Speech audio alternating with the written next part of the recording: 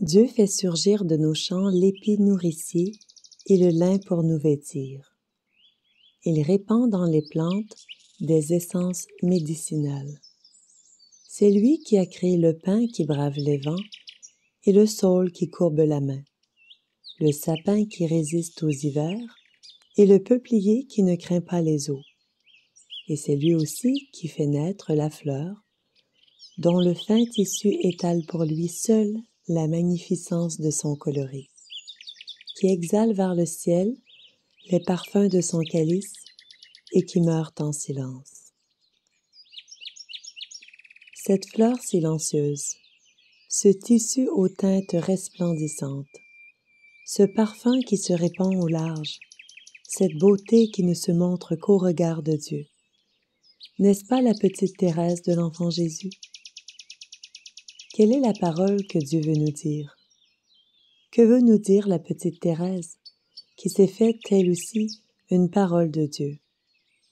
Car Dieu parle par ses œuvres, et c'est le propre de ceux qui lui sont le plus unis de nous parler, eux aussi, non par des mots, mais par leurs œuvres.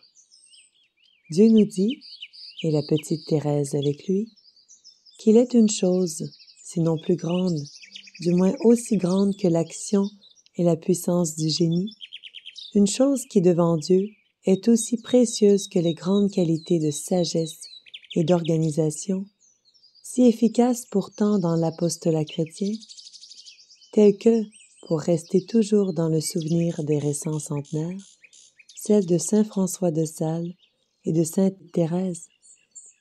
Oui, il est une chose qui devant Dieu est au moins aussi précieuse, c'est l'humilité.